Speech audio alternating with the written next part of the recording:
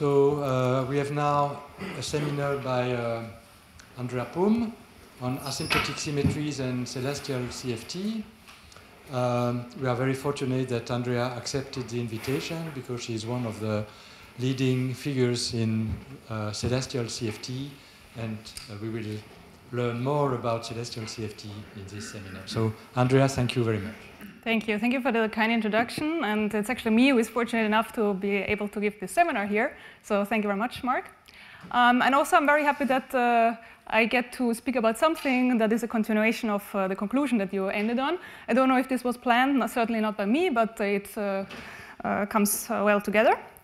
Yeah, so I'm going to discuss asymptotic symmetries that Marc has talked about in his lectures from a different point of view and what we can learn from this new perspective.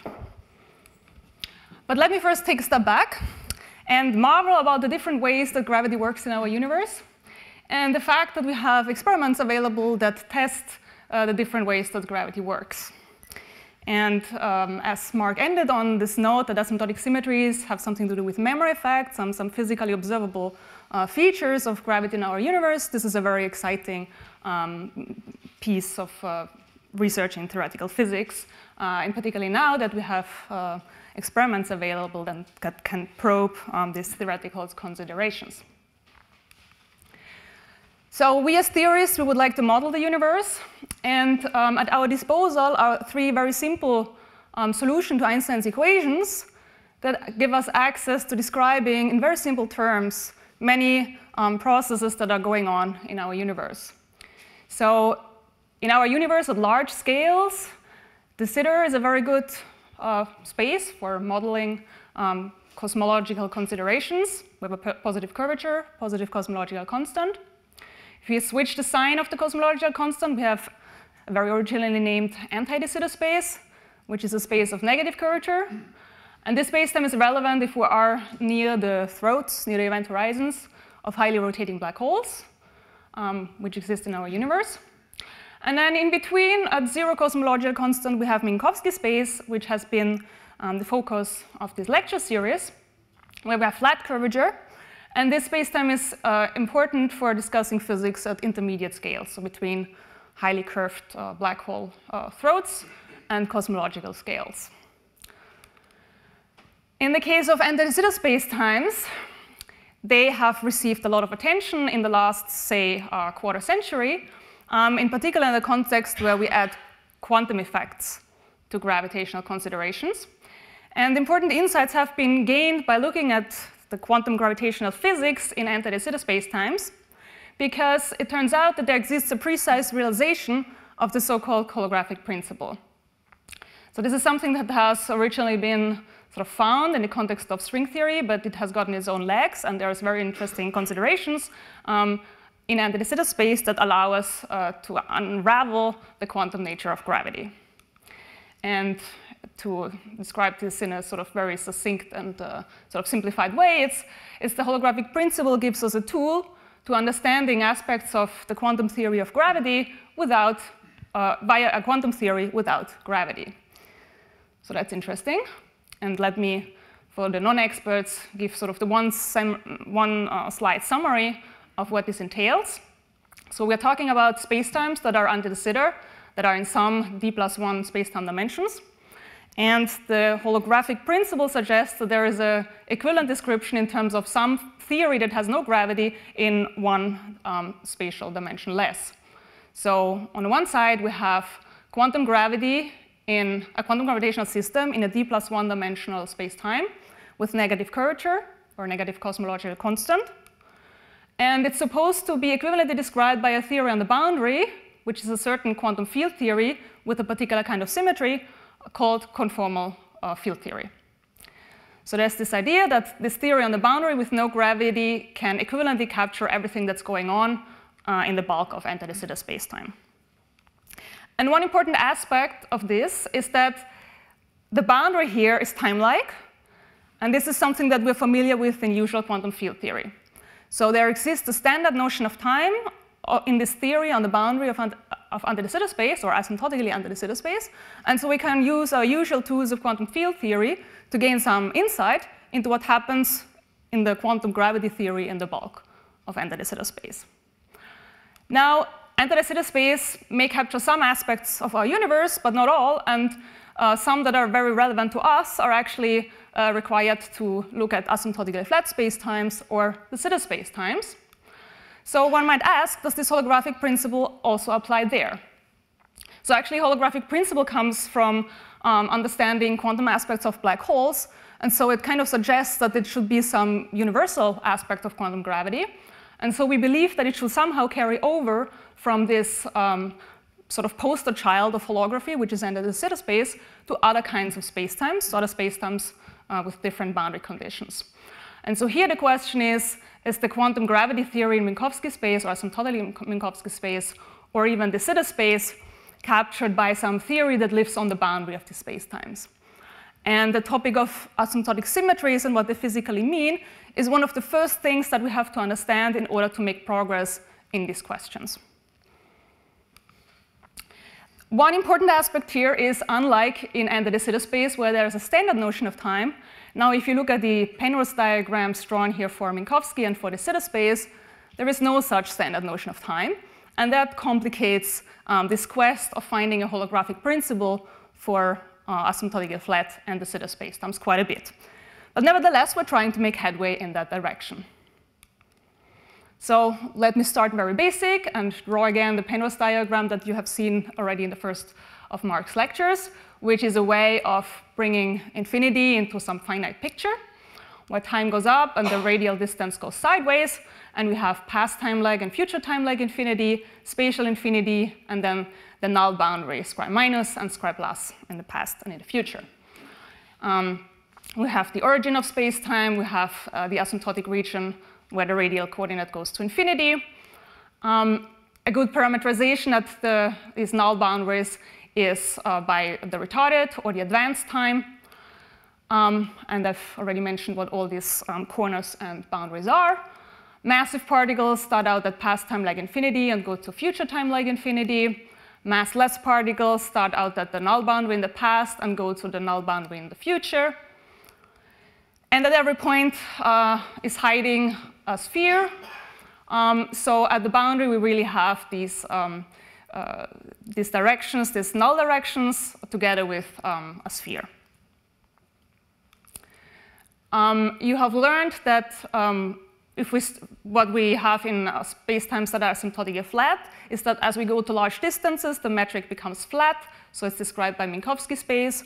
But then there's interesting physics that's hiding in corrections to the flat metric, which we can expand in 1 over the radial coordinate. And these corrections contain information about the mass and the angular momentum. And they also capture knowledge about something interesting like gravitational waves. And you have been taught in the course of this lecture what we mean by asymptotic flatness in the sense of Bondi, Vandenberg, Metzner, and Sachs, so particular conditions on the metric fall-offs as you go radially outwards. Now, we would like to understand the physics of asymptotically flat spacetimes, because they're a good approximation to many physical processes in the universe. And to me, and people that are interested in quantum gravity and holography, we would like to understand whether the boundary of the spacetime, whether there's a theory that lives there that can capture the physics in the bulk, whether there's a holographic principle. Now, why are we interested in that? So in de Sitter space, the holographic principle has given us a non-perturbative definition of quantum gravity, and we would like something similar for asymptotically flat space. At the very least, what such a rewriting or reinterpretation of bulk physics in terms of boundary data could tell us is that it could give us new insights into scattering processes, because it's a different way of talking about the scattering matrix. Then one thing that is very dear to my heart is that perhaps a holographic principle for asymptotically flat space can teach us something new about black holes, and in particular new about the quantum or microstructure of black holes. And those would be black holes that are closer to the ones that actually exist in our universe. So not black holes in de Sitter space, where we have a lot of understanding about some quantum aspects, and not black holes that are supersymmetric, which is where we have most understanding of a microscopic structure of black holes. So these are some motivations that you might have. Now the next question is, how do we get there, and what do we actually want? So the natural holographic screen of such a theory that knows something about the bulk of asymptotically flat spacetimes would be, unsurprisingly, the null boundary of the spacetime. If you remember the de Sitter diagram that I gave, is that there is a cylinder, and at the boundary there's just a line that goes upwards, so time. While here in asymptotically flat space, it's much more complicated. We have these multiple components, so scribe minus and scribe plus, that we have to match, or via some, I think you learned about the antipodal matching condition. So there's something non-trivial going on here. There are all these corners, the future and past time-like boundaries, the spatial boundaries. There is news, so there can be radiation that we have to deal with. In de Sitter space, everything stays inside de Sitter space. It's a closed system, so this is another feature that is very different from the usual holographic principle in de Sitter space. And then there's lots of interesting infrared physics, so interesting low-energy physics that is going on in asymptotically flat space. And we have to understand how all this comes together if there is to be a holographic principle uncovered. Now, the null boundary of asymptotically flat spacetime is a very curious place. And this is a picture that some of my colleagues working on these structures, these so-called Carolean structures, often show, which exhibits the feature that these boundaries have the feature that the speed of light goes to 0. And so in this illustration in Carroll's book, after which the structure, the null boundary is named, it says that the Red Queen says to Alice, now here you see, it takes all the running you can do to keep in the same place. So there's very curious features associated to null boundaries. I will forget about that. I will try to take a different approach to trying to understand the physics at the null boundary that in some ways avoids some of the curious features of null boundaries, but which may at the end of the day come back to us in a different form. So the way in which I would like to discuss the question, is there a holographic principle in asymptotically flat space, is by trying to understand if we can describe everything in the bulk by just looking for a theory that lives on the sphere at the boundary, not the complete null boundary. So this is a proposal that has culminated out of various new insights about the low energy physics of quantum gravity in asymptotically flat spacetimes, and which proposes that four-dimensional quantum gravity in asymptotically flat spacetimes has an equivalent description in terms of a two-dimensional theory that lives on the celestial sphere at the null boundary. So the two-dimensional sphere pushed out to the null boundary. And we will refer to this theory, which we don't know yet, as celestial conformal field theory. Conformal field theory because we will see that it has some features as conformal field theories do. And I will also sometimes denote this as CCFT for short. So this will be the starting point, and we will try to understand how this proposal can possibly be true. Now, for up, I would like to mention that this is not your garden variety conformal field theory that you have encountered in your undergraduate or graduate courses. First of all, there's no standard notion of time. The boundary is light-like, and that has as a feature that the theory that lives there would be, that lives in particular on the sphere at this null boundary, would be of a more exotic kind. And in particular, it appears to be a non-unitary theory, even though the four-dimensional quantum gravity theory is perfectly unitary. And this is also related to the fact that we have gravitational waves that can reach the boundary. So this is a disclaimer that this is not something that you will find in your textbook conformal field theory. So it suggests that there's some sort of novel type of holography that we would like to uncover. And going towards this direction will be the focus in this talk. So some recent progress we have obtained over the last couple of years.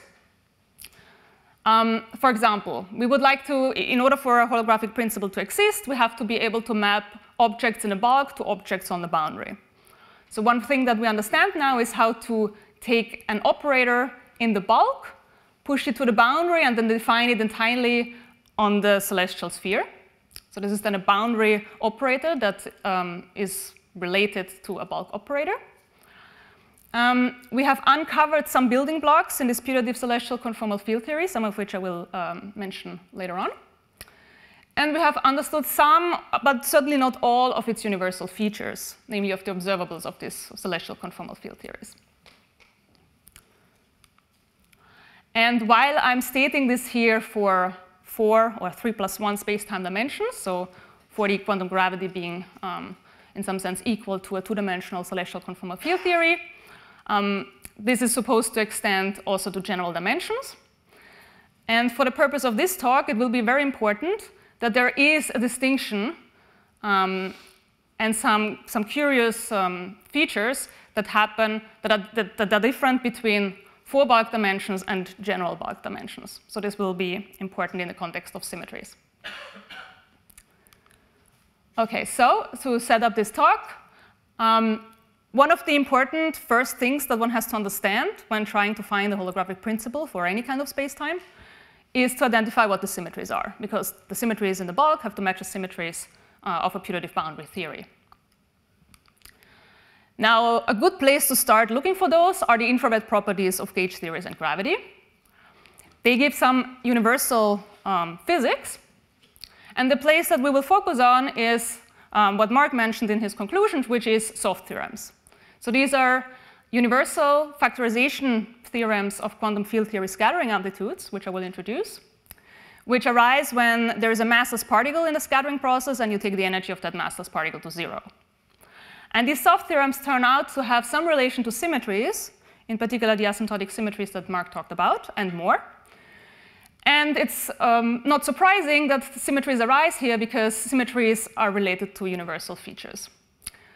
What's particularly nice in this context of celestial holography, where we have this idea that quantum gravity in the bulk can be described by some celestial conformal field theory, is that the way in which we talk about this holographic or periodic holographic duality is in a basis that makes these symmetries manifest. So at the very least, this new program has given us a very manifest way of talking about symmetries that are associated to universal low-energy pieces of physics. And so the goal for this talk will be to classify all the so-called soft symmetries, so all the symmetries that are associated to soft theorems, and then relate them to the asymptotic symmetries that Marc talked about and see what we can learn from there.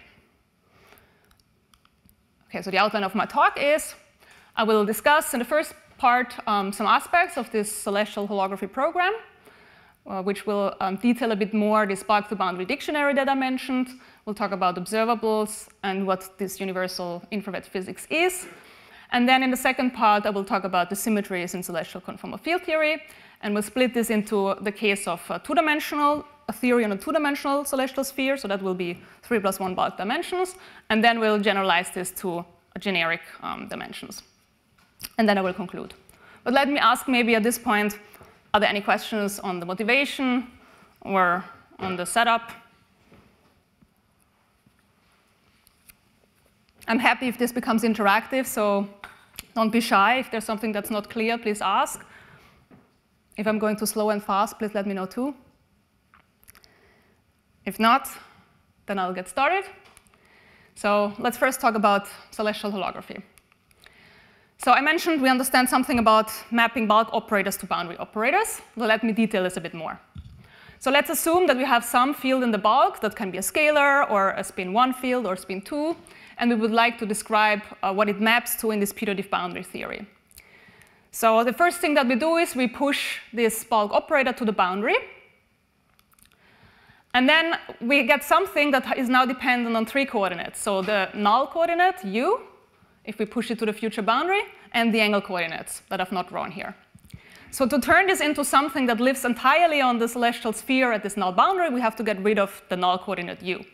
So in addition to taking the large R limit in a suitable way, we also have to get rid of u, and we do this by doing a certain transform along the null coordinate.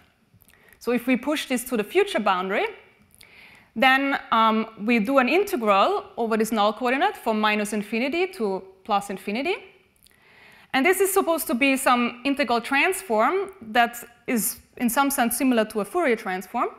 So we replace the retarded time coordinate u by something else, which I denoted here by delta. And this something else turns out to correspond to the conformal dimension of this boundary operator that lives on the celestial sphere.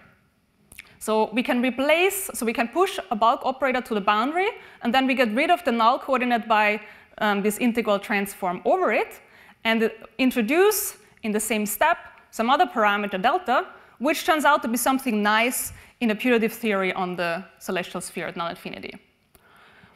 If we start with a field that has spin, the operator on the boundary will then also carry a label that denotes that spin of the particle.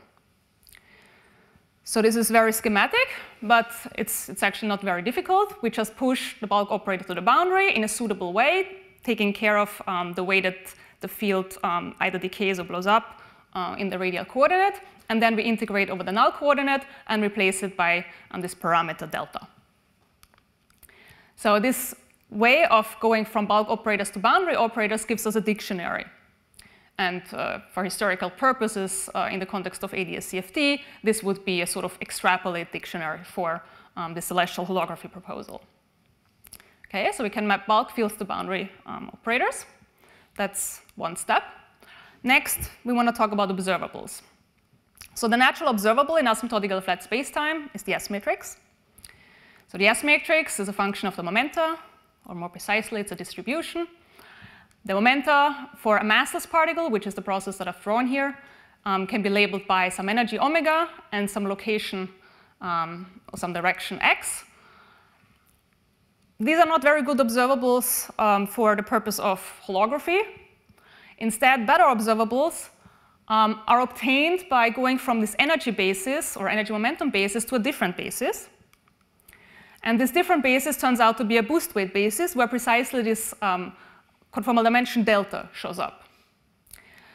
And in fact, the way to go from an energy basis for scattering to a boost weight basis is by doing yet another integral transform. Now it's one in the energy. So we integrate from 0 to infinity over the energy. And getting rid of the energy introduces a new parameter, and that one is precisely the same as before, which is the conformal dimension or the boost weight. So when we do this integral transform, which is called a Mellin transform, for all the external particles in a scattering amplitude, we map the S matrix in the energy basis to an amplitude in this boost weight basis, which is now called celestial amplitude. And what happens when you do this change of basis is that your S matrix now takes the form of a correlation function of operators that are inserted at points on the celestial sphere, so at certain xi's. And these operators, which have now no longer the label of energy, they now get labeled by the conformal dimension. The conformal dimension and the conformal transformations on this boundary sphere. And so that's a nice observable for the purpose of holography, because these celestial amplitudes, they transform nicely on the conformal transformations. So this correlation function of operators, the operators have definite conformal dimension, and so this correlation function will also have a definite transformation property under conformal transformations. Yes? Can you do anything if you have massive particles? Yes, you can. Now, massive particles, they obviously start out here and end up here. But you can nevertheless say something, but you have to do more than just this integral transform in the energy. So instead of that, you will have to do a transform over hyperboloids, because that is how massive particles, how the momenta are defined. And what this involves is doing a bulk to boundary. You have an integral that corresponds to a bulk to boundary propagator. And then you can also describe scattering amplitudes with massive particles as correlation functions of operators of certain dimensions. This has been less developed because it is harder. There are more integrals to do. So here you have one integral for each external particle. There you will have 3 integrals for each external particle. But it can be done. And I think it should be studied much more. But yeah, it hasn't, because even just understanding the physics of massless particles, there's a lot to do. And perhaps this program can give us a different angle on infrared divergences. And so this is, naturally we would try to understand massless particles first. But it can be done, and it should be studied much more. So anyone who wants to get into this field, that's something to develop further. Continuing this question, in the case of massive particles, should I then view the two spheres sitting on the tip, I plus and I minus? I don't know. So what you have is these hyperboloids, and you go to the boundary of those hyperboloids with these bulk-to-boundary propagators. Yeah. There's not too much that I can say about massive particles, in particular in the context of symmetries. I mean, I can say something more at the end, some challenges that arise. For now, for the rest of this talk, I will just focus on massless particles. Maybe yes. one, again, on the follow-up of the previous questions. Maybe, therefore, if we forget about holography, consider to start with the system. If there are massive particles, unitarity, for example, will involve in general in the relations both massive and massless particles. So, right? And the whole system, as an S matrix, should be defined in the whole Hilbert space that would contain both particles, massive and massless. So, therefore, it is maybe not surprising that when you face trouble discussing what happens in scrying, trouble, what I mean trouble, I'm not saying trouble, I'm saying the feature better that you call that, absence of unitarity or locality. Maybe this is an avoidance somehow, that you wouldn't have a complete theory by inspecting what happens at scry if you have massive particles in the system which do not end up at scry. No, so I mean, even just talking about symmetries, what we will see is operators that have to do with symmetries, notable with BMS. So we know those are physical operators which lie below the unitarity bound. So in that sense, the theory is not unitary, but that doesn't mean that there's anything wrong with the bulk theory. It's just that the CFT at the boundary is not your garden variety CFT of your textbook, but that's fine. And in condensed matter systems, you encounter non-unitary CFTs as well. They're not as well studied, but I think, there are some people working on this, and I think this is a direction that has to be, or should be pushed much more. I know about these theories of condensed matter, but they do not describe processes as the ones that we are used to. Well, so there are some works that actually we have been using with my student Yorgo, who is here in the audience, and also with Emilio, which is the work that I will be talking about today, where people do discuss non-unitary theories and what features they have. And we could use that in order to make progress in understanding all the soft symmetries that arise and how they're related to asymptotic symmetries. So there are some aspects that we can study.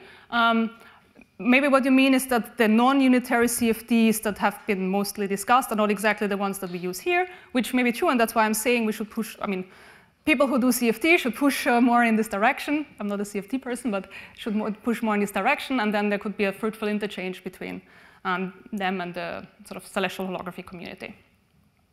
Yeah, so those are all very interesting questions, and certainly we should understand massive particles more, we should understand unitary better, or what bulk unitarity means, and in particular, sort of develop or constrain further what this putative non-unitary theory at the boundary actually is. Okay, so the usual S matrix is a very nice object. It is constrained by analyticity and unitarity. The corresponding celestial amplitude is in particular constrained by symmetry, so this is made very manifest. Scattering amplitudes have very interesting structures. For example, there are hidden structures such as the double copy, which in one line can be summarized that certain gravity amplitudes can be obtained by the squaring of certain gauge theory amplitudes. And they rely heavily on being in this energy momentum basis. And so one sort of opportunity for celestial amplitudes is to sort of give more evidence for the fundamental nature of such hidden structures. For example, indeed, we find that this structure persists, but you have to work a little harder to see it arise. And it arises in a way that can be generalized to more generic curved spacetimes. So there are interesting aspects of scattering amplitudes that we can study, and some are more obscure in the energy momentum basis while being more manifest in the new sort of boost weight or conformal basis, and vice versa. And so this is an opportunity to learn something about the S matrix from different point of views. So sorry, Andrea. So Yes. So the operators of the celestial CFT are just the superrotations part of the BMS4 group? Is it just this one? Sorry? So the Villazaro generators acting on this amplitude and everything. So are this the CFT, the superrotations part of the BMS4? Just this? Yes. And so you don't consider the rest. So super translations, they do. Oh, I will consider everything. Sorry? I will consider everything. Okay, so they fit somewhere in the. So it's a. Yeah, and that's actually the point of this talk. What are all the symmetries that we get? But now not starting from the bulk point of view, not talking about asymptotic symmetries, but we will do this Mellin transform, we will go to the boundary, so we will actually go to the celestial sphere on the boundary, and we will explore what symmetries can we have there, just starting from the physics of soft theorems. And then we will see how this relates to the asymptotic symmetries like BMS and super rotations and so on. So that will be the point.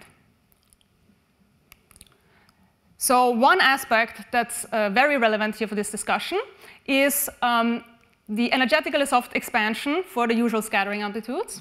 So first of all, positive energy particles map under this Mellin transform to operators that have conformal dimension that is complex.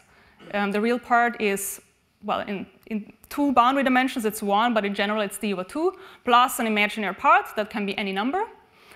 And zero energy particles map or turn out to map to operators with conformal dimension that take values in the integers, and in particular, the negative integers. So if we do an energetically soft expansion of an amplitude, so say there's a massless particle, you take its energy to 0, and then you do a Taylor expansion of the amplitude, you will first start with a pole. That's the famous Weinberg soft pole. Then you will get an order 1 term in the energy, and then you get positive powers.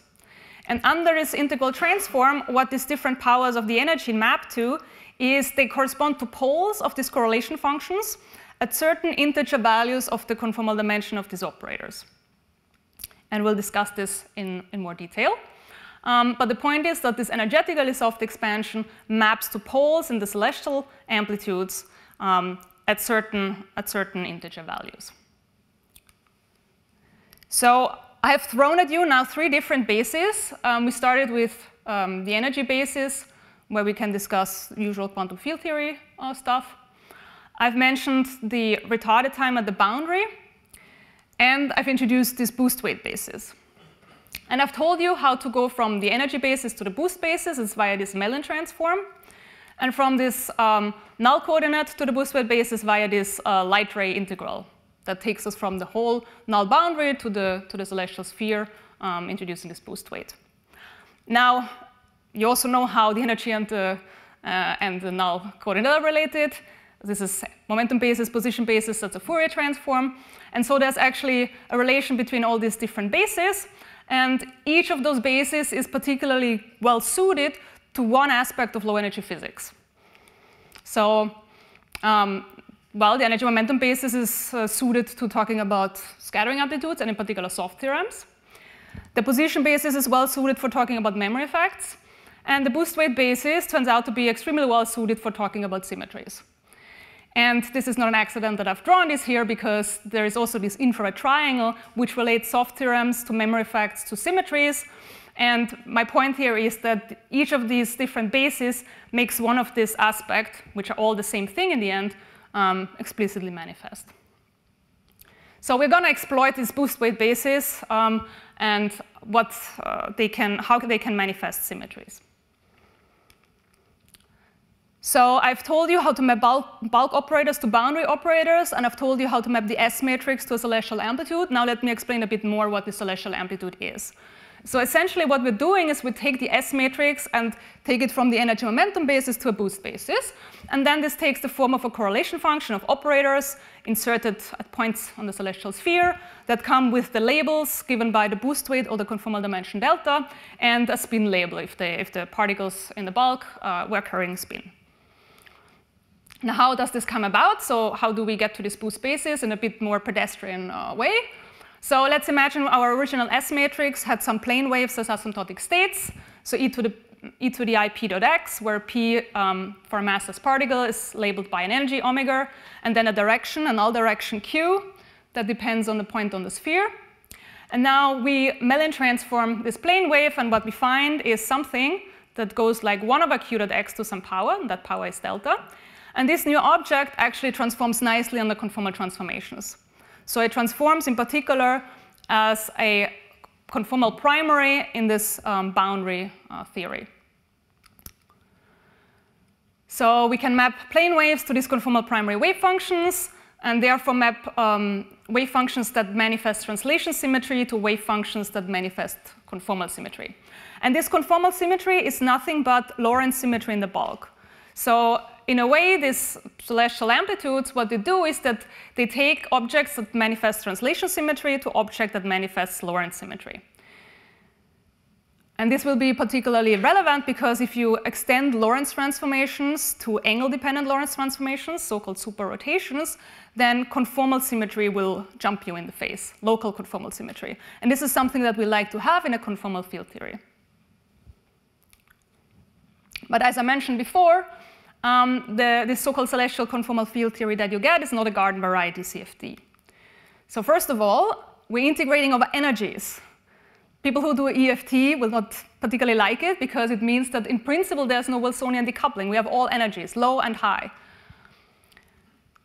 Second, if we look at scattering processes that involve not too many particles, then these celestial amplitudes will have distributional support. They will not exist everywhere in the sphere, they will exist in some region. And that essentially comes from the fact that we are transforming the whole S matrix, which means that also the energy momentum conserving delta function is integrated over. And if you don't have enough integrals to eat up all those delta functions, you are left with some. Then, moreover, maybe in response to the questions about unitarity, the spectrum of the operators that we get is a priori complex. And so we expect to find some non-unitary CFD on the celestial sphere. And those are all not necessarily bugs, they can be features, but for some of these things we don't have enough pre-existing knowledge, but this gives an opportunity to gain that knowledge. So some things can actually be features, not a bug. Okay, so now let me get to this low energy physics. So an important notion in QFT, as already mentioned, is this energetically soft limit, where the energy of an external massless particle is taken to 0. What then happens is that this amplitude factorizes into a lower point amplitude without that soft particle times a pole in the energy, so 1 over omega. And in gravity, this is Weinberg's famous soft graviton theorem. Now, we can translate this statement that's given in the energy basis to the boost basis and see what we get there. So I've told you that 0 energy turns out to get mapped to integer conformal dimensions, and the universal behavior of these energetically soft theorems gets mapped to universal behavior of celestial amplitudes. But now here you would have an expansion in the energy, so the first term is a pole, then you would have plus a term of order 1, plus a term of order the energy, and so on. What these different terms get mapped to is different relations between celestial amplitudes with one special operator, and the lower point celestial amplitude with some prefactor. And so each of these terms in energetically soft expansion will map to different such relations, because the terms in expansion get mapped to different values of the conformal dimension. In the case of Weinberg's soft graviton theorem, this is a conformal correlation function with an operator of dimension 1. And here what appears here is a pole at delta equals 1. If you go to the next term in this energetically soft expansion, you will have an operator here that has dimension 0. And so the pole here is a dimension 0. Another curious feature about gravity is that actually in this lower point amplitude that corresponds to this momentum space amplitude, other operators that are not the soft one get their conformal dimension shifted. And we will see in a moment that that's actually, this peculiarity is actually very natural in this new basis. So it does not stop here. There exist more and more subleading terms which may have some interesting meaning in terms of both symmetries and physical effects. And we'll try to study all of them. OK, so let's now get to the relation to asymptotic symmetries. So as Marc mentioned in his conclusion, the soft theorem that is associated to gravity, this famous Weinberg soft theorem, turns out to be equivalently described as a BMS supertranslation. So this is given in the energy basis, this is given in the boost basis, the two are related by a Mellin transform. Similarly, since Marc mentioned memory effects, now that we know that these bases are all related by some integral transforms, we can go from the energy basis via a Fourier transform to the position basis and talk about the gravitational memory effect. So those are three things that are the same: Weinberg soft graviton theorem, BMS supertranslation, and the gravitational memory effect. Now, from the point of view of this putative theory on the celestial sphere, in particular in 2 dimension, what supertranslations do is that they shift weights. And the reason is that the momentum generator comes within power of the energy, and the integral transform is in the energy. Maybe let me go back to make this point clear. So here, if you have the momentum operator acting, you get an extra power of the energy, so you add this in the exponent here, and so you can recast this in terms of a different delta that's shifted by 1. So it's very natural that the momentum generator corresponds to a shift in the conformal dimension. There exists a subleading soft graviton theorem that I hinted to in the previous slide, which was only found very recently. So this was in the 60s, and this was only in, not so long ago. And this subleading soft graviton theorem is related to an extension of the Lorentz transformations to angle-dependent transformations, which are called superrotations. And what supertranslations, how they can be described from the point of view of the celestial conformal field theory at the boundary is that they actually enhance the global conformal symmetry to a local conformal symmetry. And this is something that we like in the context of 2-dimensional conformal field theory. So this is very encouraging for the quest of a holographic principle for asymptotical flat spacetimes. So what this hints at is that we can understand the asymptotic symmetries that is described from a bulk point of view, let's say in 4 dimensions, in terms of some natural objects in a 2-dimensional theory on the celestial sphere. And what are these special objects? Those are special operators with special conformal dimensions, which turn out to correspond to conserved operators in some field theory on the celestial sphere. And Andrea, sorry, just to be sure, so these are extending the BMS algebra? These are extending the BMS algebra. So BMS supertranslation extended the translations to angle-dependent translations. That was part of BMS. And that was part of BMS, and that was what Marc talked about. I don't know if you talked about superrotations at all. But there is a proposal for extending also the Lorentz transformations, so the rotations and the boosts. And this extension has been called superrotations. There are some puzzling questions about superrotations, because what you have to do is you have, so Marc in his second lecture talked about the conformal killing vector on the sphere coming about from Lorentz symmetry written at the null boundary. What you have to do here in order to allow for superrotations is you have to allow for singular vector fields. So, but if you like CFT, this is something that arises naturally in CFT. So what happens here is that you have to look at local conformal killing vectors instead of just global ones. And then you get this enhancement of global to local conformal symmetry.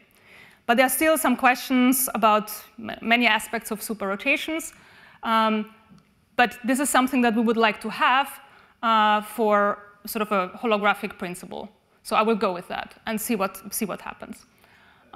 Yes? So you mentioned the proposal Barnish-Tossa, but you can also see somehow a role for the superrotations proposed by Camille Lambda. So maybe first Yes.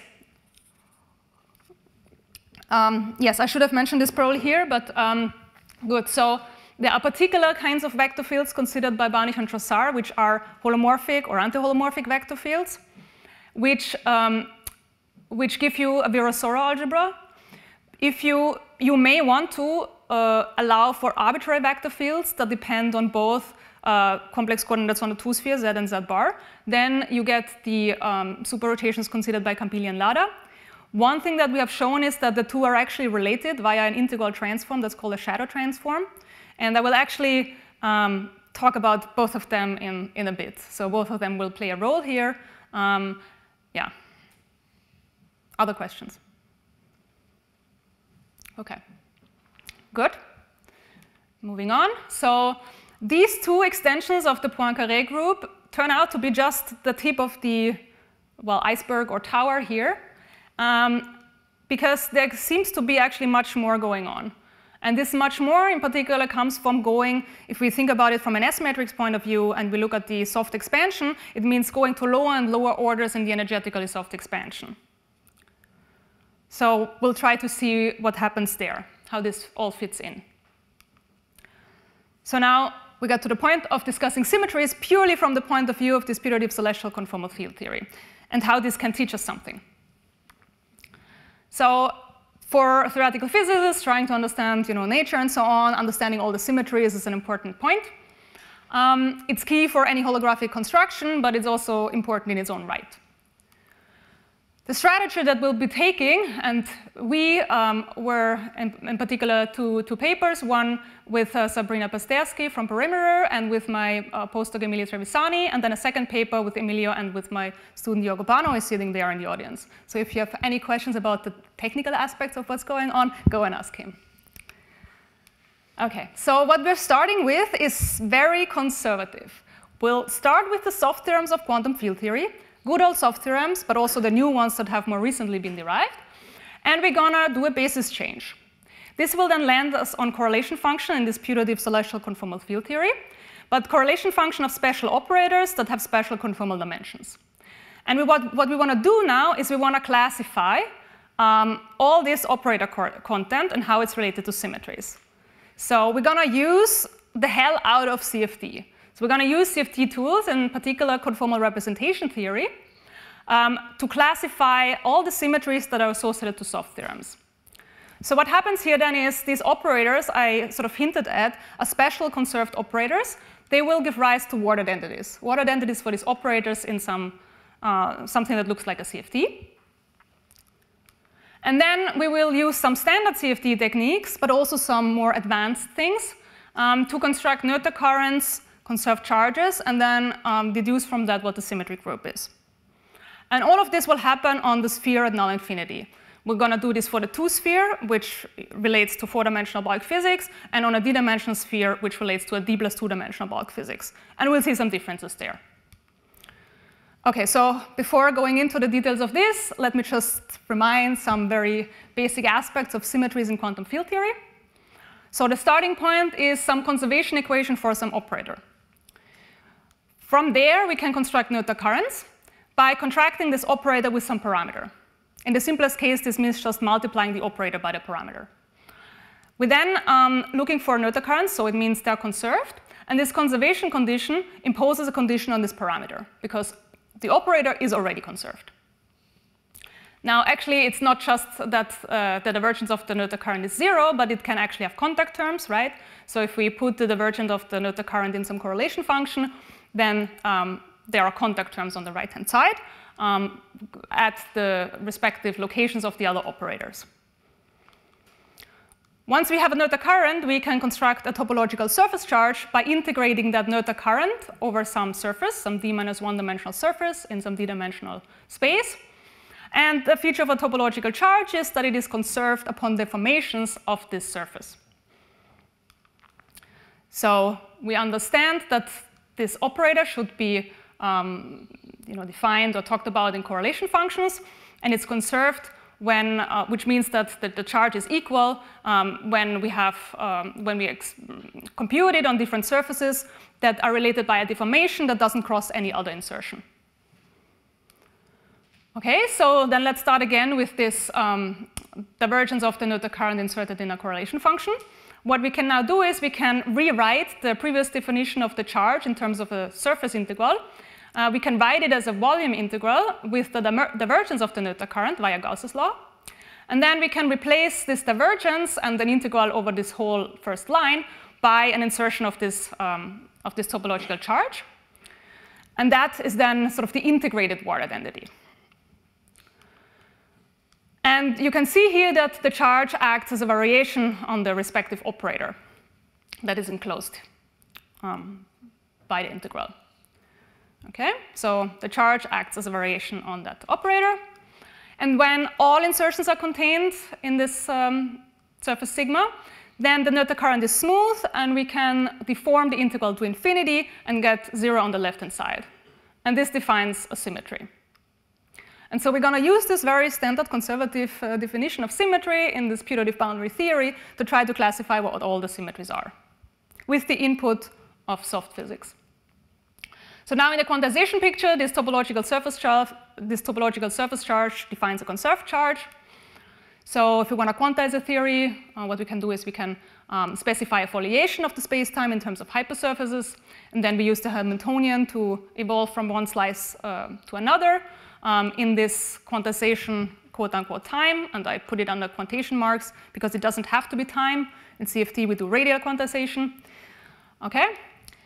And then for this operator Q acting on a single Hilbert space, we then can pick up a particular surface at some time t.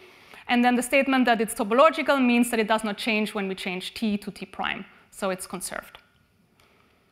And then so any operator that satisfies a generic word identity of such a form can be associated with a topological charge, and this charge is conserved. And we're going to, in the following, look for all the operators O that give rise to such Noether currents and conserved charges, and then deduce what symmetry these charges generate. So that's the goal for the rest of the talk. Are there any questions before I go there? OK, so this was QFT. What we're going to do now is we're going to start with soft theorems, so with some scattering amplitudes that involve n particles plus a soft particle, which has energy omega, a null direction q, and some polarization vector epsilon. And we take its energy to 0, which then means that this factorizes into an amplitude without the soft particle and some prefactor. And this is a sum here where the first term is this Weinberg soft pole, and then a 1, and then omega to positive powers. And we're going to now map that via the Mellin transform to a statement about correlation functions. So these powers in omega turn into poles at different locations in delta. And so what we then have is we map the soft theorems to conformally soft theorems, where we have correlation functions for special operators, one for each term in the expansion in omega. And we're going to look for all these soft operators, and we're going to try to classify what symmetries they correspond to. So that's, yes? So the first 2 or 3, depending on the theory, are supposed to be universal. Yes. It means they do not depend on the particular characteristic of the theory. Yes. While the others are not. Indeed. So how is it reflected into the celestial context? Yeah. So we will see that for each of those terms, we can we find a special operator. And this is a conservative statement from the point of view of CFT. The way that I would like to think about this back in terms of the soft theorems is that when you do this expansion, each of those terms have a universal piece, and then they have pieces that are non-universal. And people in recent years have written down like soft theorems to all orders and sort of described this in some detail, so I can point you to those references. But we can now, once we have once you pick your theory, let's say we pick some gravity theory and we want to write down all these terms. Once you have done this map, you end up with correlation functions like this, and from now on we'll forget about where it comes from. From now on we will just use CFT tools to classify all the special operators, all the operators that are conserved. And we will find that for each operator that originally comes from some soft consideration like here, there will be some, the CFT tells you that there's something special with this operator.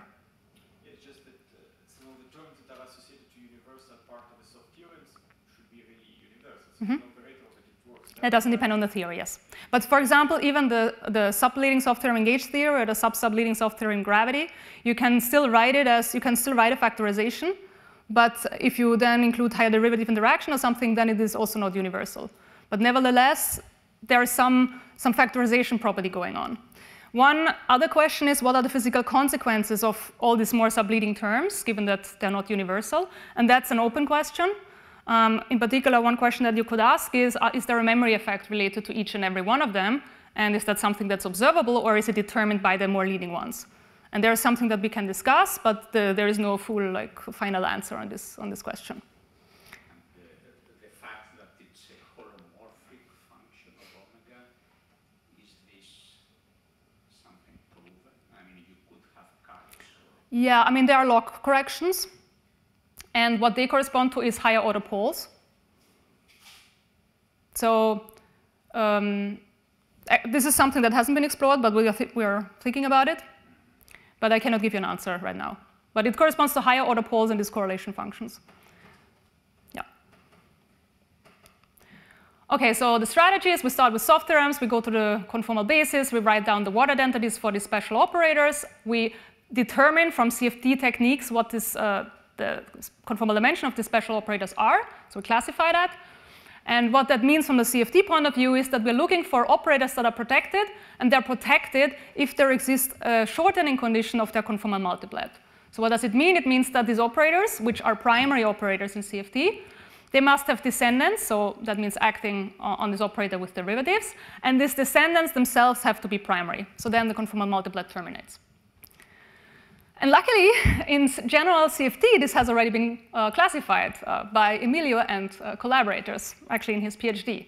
So in CFD, there exists already technology that classifies when you have descendants that are primaries themselves. And we're going to now use this classification and combine it with the knowledge of soft theorems, which tells us for what delta to look for, and then combine this to see what is all the list of operators and how they're related to asymptotic symmetries.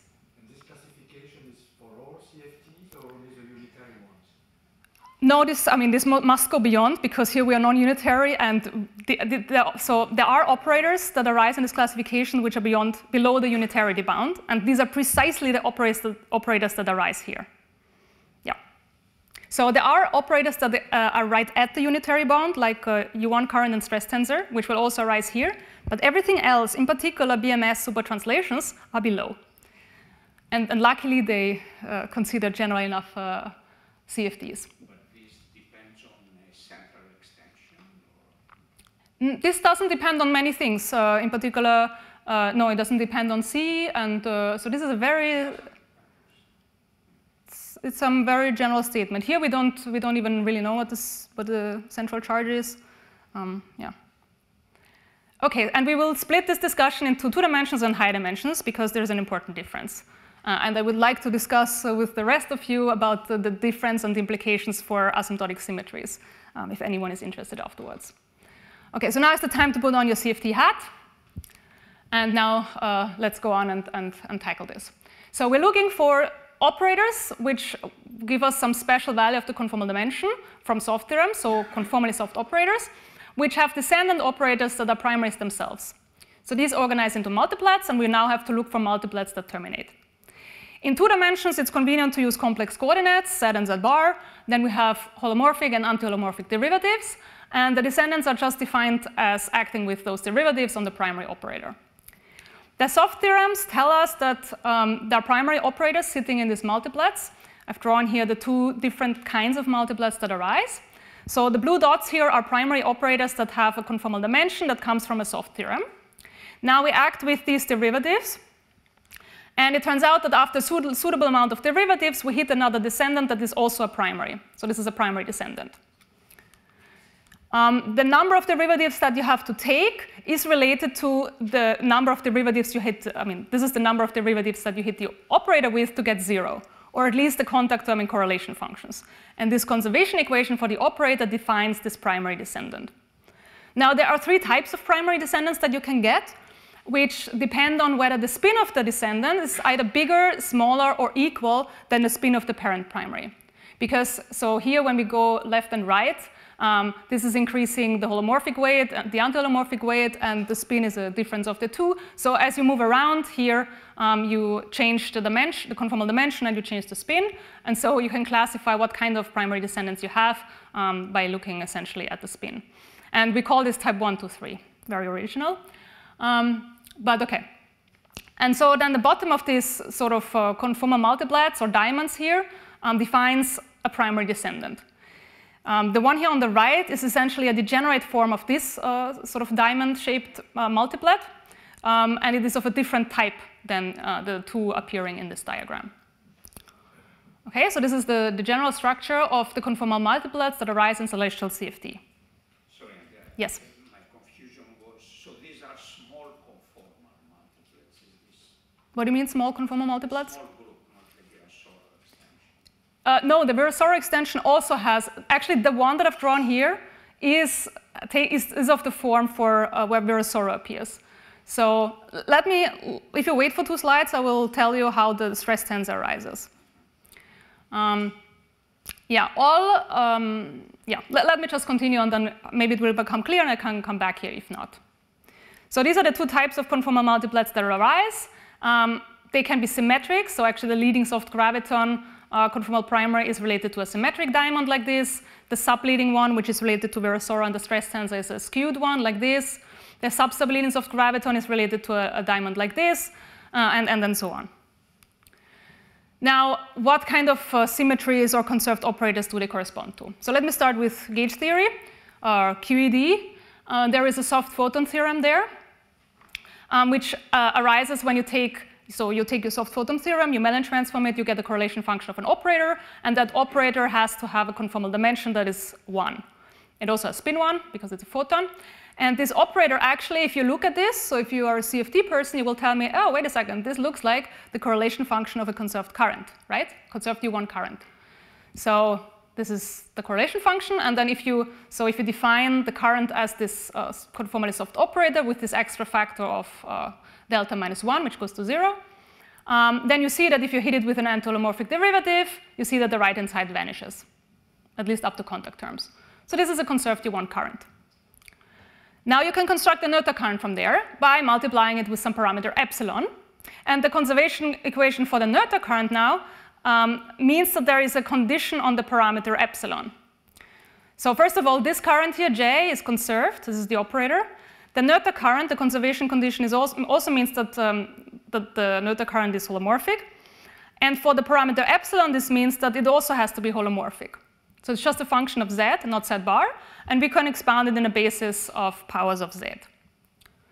Now, once I have this Noether current, I can construct a topological charge, where the integral of the Noether current over a surface is now just a contour integral. And if I express the Noether current by the parameter epsilon and the U1 current, and then expand it in the spaces, we see that there is in principle an infinite tower of such charges. And this infinite tower is here when epsilon is not taken to be 1. If it's 1, then we just have an integral over this current, and that just gives us a global charge, global electromagnetic charge. If epsilon is not 1, if it's some function of z, in particular it can be arbitrary, then we get an infinite tower of these charges, and this manifests the fact that the soft photons, or in this case it's called large gauge transformations, are actually an infinite enhancement of the usual transformations for QED. And this is the electromagnetic analog of the BMS symmetry that has been discussed. So let me get to BMS symmetry. So we have the leading soft graviton theorem. We also have the subleading soft graviton theorem. And they similarly define some conservation equation for an operator. So there's also some correlation function that I can write down. Then I can define a conservation equation for these operators that give me 0 up to contact terms. And as you notice now, there are higher powers in this derivative. For the current, it was just 1. But now the graviton is conserved with 2 derivatives, and the subleading soft graviton with 3. And you can go through the same steps as on the previous slide and deduce that there is a tower of charges. 2 towers of charges for BMS and 3 towers of charges for BMS superrotations, where I guess I've abused BMS here and tucked superrotations to the name. Then coming back to Costa's question about the stress tensor. So here we have some operator that I call T tilde, and this operator has dimension 0.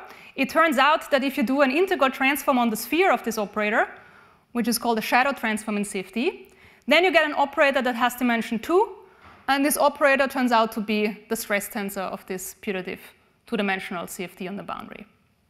So this is how the stress tensor comes about. I don't know if this answers your question from before, but this is what you get.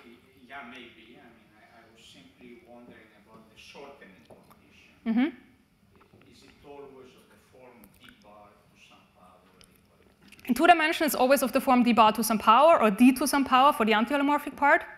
In high dimensions, it will be different. And then coming to your question, so this T tilde will actually be the operator that's related to the Campbellian ladder definition of superrotations.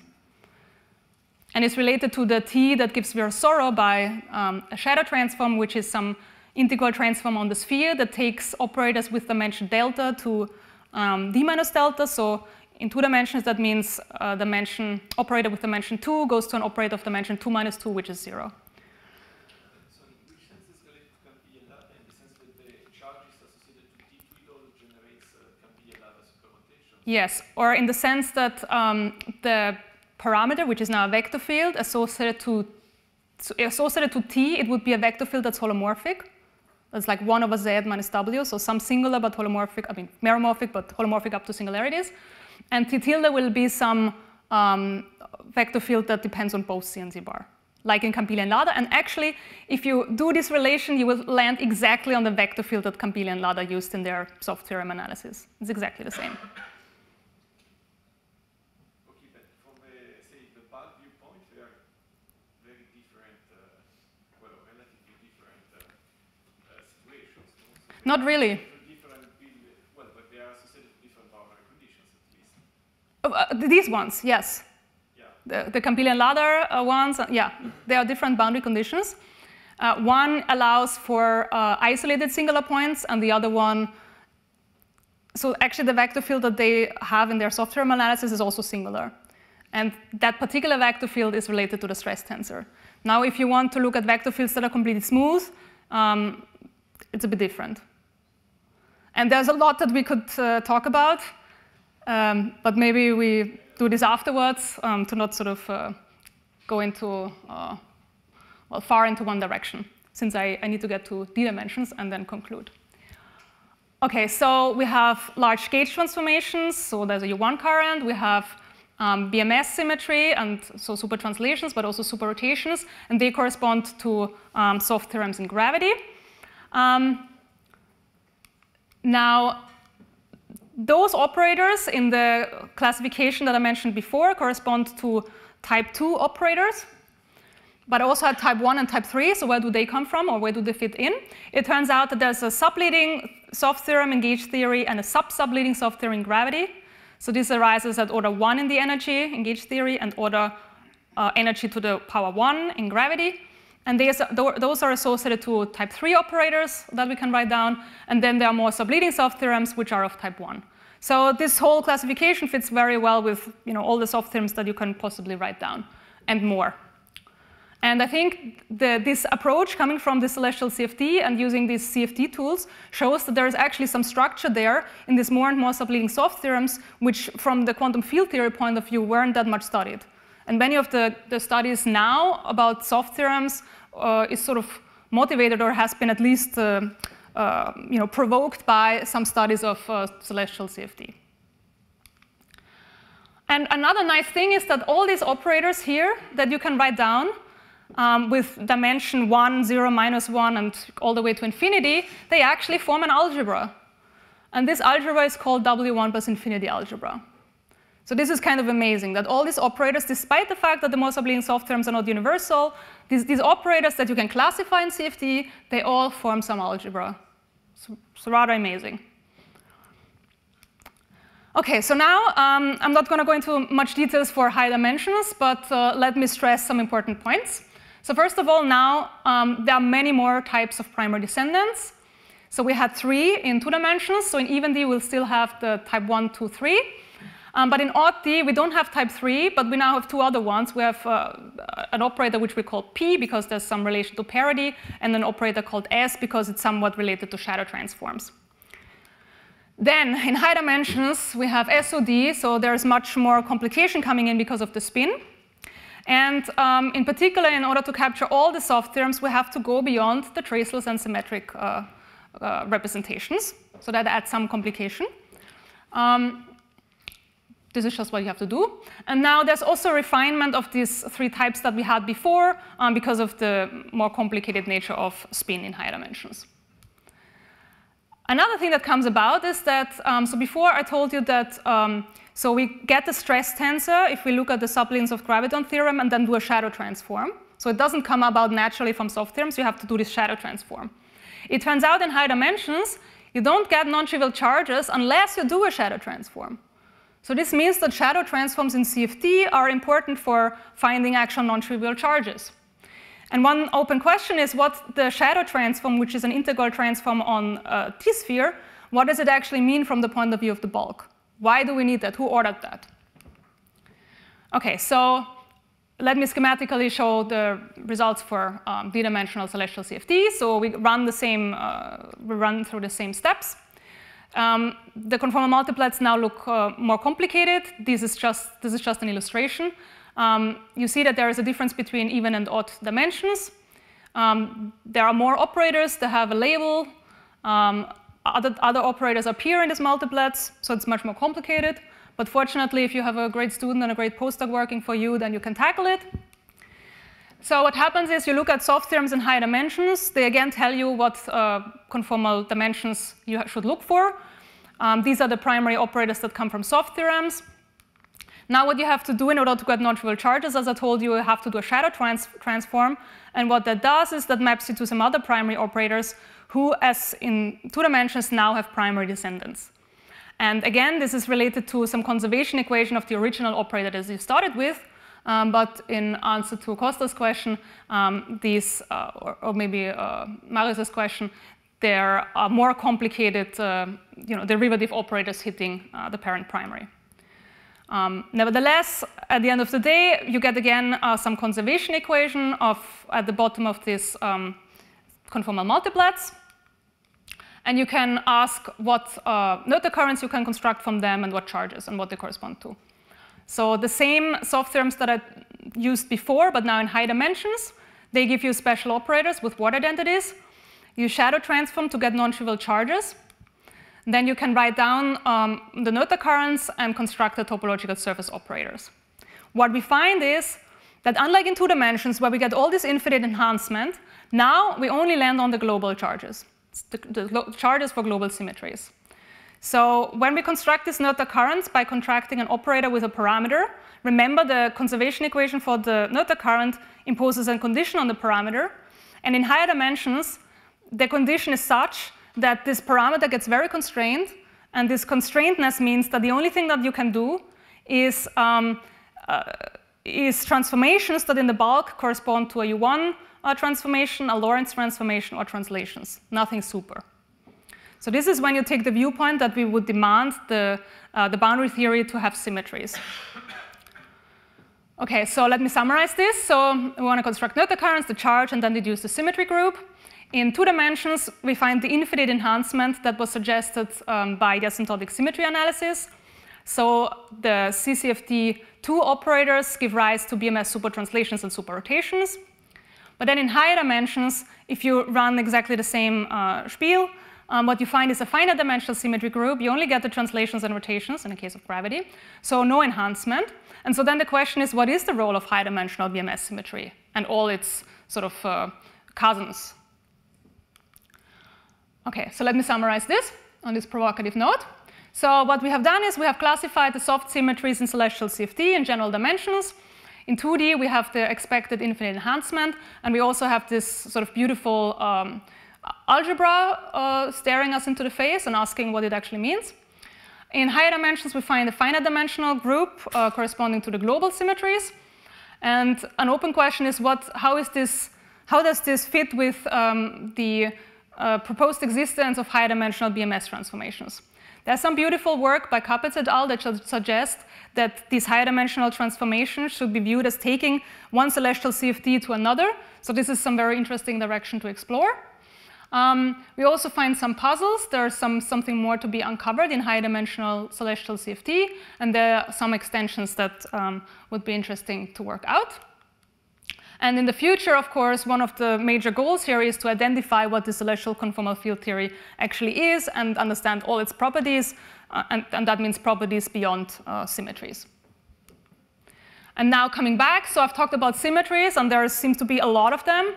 The symmetries are related to memory effects. And so one important question here in this context is, well, there are apparently infinitely many symmetries, but at every order in the energetical soft expansion, at least for space-time dimensions. And so naively, you would think that there is an infinity of such related memory effects. And it would be very interesting to work out what those are and if they could give rise to, in principle, observable consequences. And so then let me finish here. So we have now experiments that are being developed that aim to sort of measure the physical manifestation of all these new symmetries well, old symmetries and new symmetries. And this is a very exciting time to be alive, I would say. So let me thank you.